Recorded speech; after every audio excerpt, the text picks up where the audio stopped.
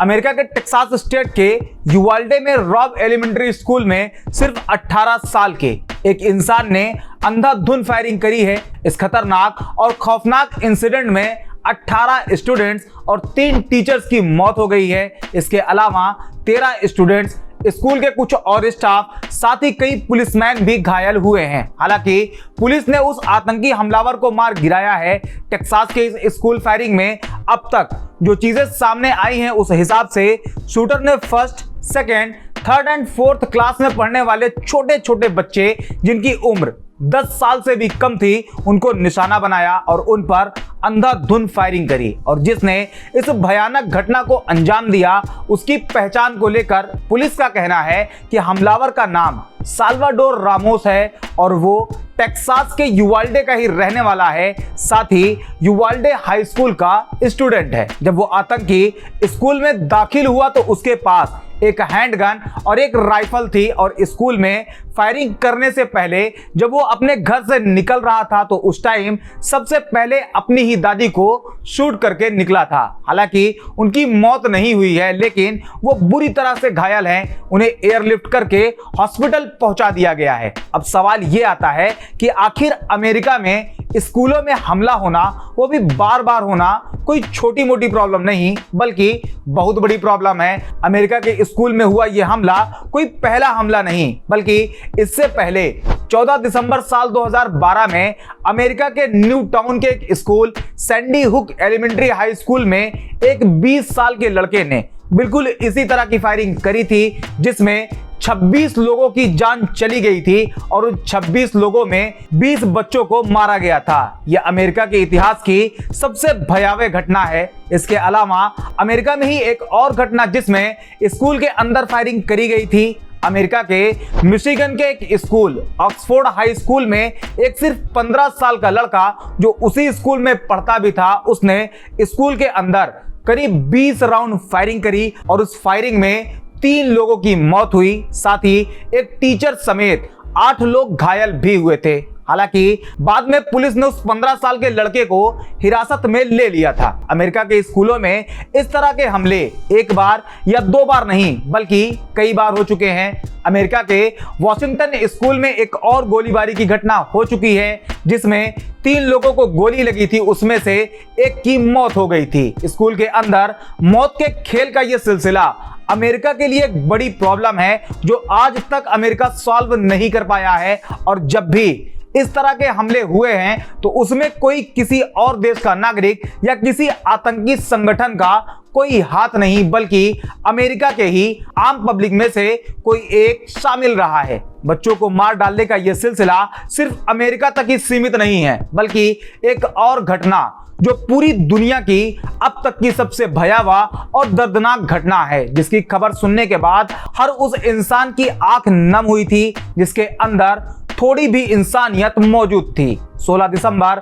साल 2014 को सुबह करीब 10:30 बजे के आसपास पाकिस्तान के पेशावर में मौजूद एक आर्मी स्कूल में टीटीपी तहरीके तालिबान पाकिस्तान नाम के एक संगठन ने स्कूल के अंदर हमला किया था और स्कूल में अंधाधुंध गोलियां बरसाई गई थी। बगैर किसी रहम के वो शैतान बच्चों पर गोलियां चलाते रहे जिसमें 10 या 20 नहीं बल्कि 132 बच्चों की मौत हो गई थी, साथ ही 8 और लोग भी मारे गए थे। पाकिस्तान के इस पेशावर की घटना में 140 लोग नफरत और दहशतगर्द का शिकार हुए थे और ये घटना दुनिया के इतिहास में सबसे दर्दनाक इंसिडेंट में दर्ज है जिसमें 132 मासूम बच्चों को गोलियों से छलनी कर दिया गया था। अमेरिका के टेक्सास में हुई इस गोलीबारी की घटना दुनिया की पहली घटना नहीं। हालांकि इस इंसिडेंट को लेकर अमेरिकी प्रेसिडेंट जो बाइडेन ने कड़ा रुख अपनाया है और एक के बाद एक कई ट्वीट किए हैं। बाइडेन कहते हैं इस तरह की मास शूटिंग दुनिया में कहीं और कम होती है। क्यों? दूसरे देशों में मानसिक स्वास्थ्य की समस्या है, उनके घरेलू विवाद हैं, लेकिन बार बार इस तरह से वहां गोलीबारी नहीं होती जैसे अमेरिका में होती है। हम इस तरह की मारकाट के बीच क्यों रहना चाहते हैं? हम ये लगातार क्यों होने दे रहे हैं? अब वक्त आ गया है जब इस दर्द को हमें एक्शन में बदलना होगा। हर माता पिता के लिए, इस देश के हर नागरिक के लिए हमें इस देश के हर चुने हुए अधिकारी को यह स्पष्ट करना होगा कि अब कदम उठाने का समय आ गया है। अब उन लोगों का भी वक्त आ गया है जो हथियार के लिए नए कानून की राह में अड़चन डाल रहे हैं। हमें आपको बताने की जरूरत नहीं कि हम ये नहीं भूलेंगे। हम बहुत कुछ कर सकते हैं और हमें करना होगा। इस घटना को लेकर अमेरिका के एक्स प्रेसिडेंट बराक ओबामा ने भी अपनी बात कही है। ओबामा ने कहा, मेरा देश लकवाग्रस्त हो चुका है। पूरे देश में माँ बाप अपने बच्चों को बिस्तर पर सुलाते हैं, कहानी और लोरियां सुनाते हैं, लेकिन उनके दिमाग में कहीं ये चिंता रहती है कि अगर कल को वो अपने बच्चे को स्कूल में, किसी दुकान या किसी पब्लिक प्लेस पर छोड़कर जाते हैं तो उनके साथ क्या हो जाएगा। अमेरिका के इस घटना के बाद ज्यादातर अमेरिकन सिटीजन और अमेरिकन गवर्नमेंट का यह मानना है कि इस तरह की घटना के पीछे की वजह अमेरिका के बंदूक रखने के नियम और कानून है, जिसे अब बदल देना चाहिए। साल 2015 में राष्ट्रपति पद छोड़ते समय ओबामा ने कहा था कि बंदूक रखने के नियमों में सुधार करने में उनके प्रशासन की विफलता ही राष्ट्रपति रहते हुए उनकी सबसे बड़ी परेशानी थी। अमेरिका में बंदूक रखने के कानून नियम जानने से पहले आप ये समझ लो कि अमेरिका में बंदूक खरीदना कितना आसान है। स्मॉल आर्म्स सर्वे 2011 के मुताबिक अमेरिका में हर 100 में से 88 अमेरिकी लोगों के पास गन है। The Brady campaign to prevent gun violence के मुताबिक अनुमानित तौर पर अमेरिका में हर साल हजारों लोग बंदूक से मारे जाते हैं।